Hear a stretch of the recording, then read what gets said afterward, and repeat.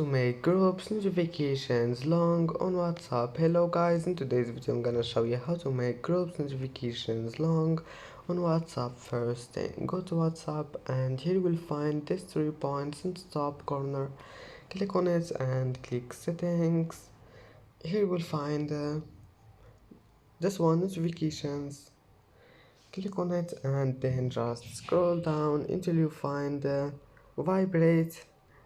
Click on it and click long, and as you see now, Vibrate notifications long, and that's it. Now just go back, it will be saved.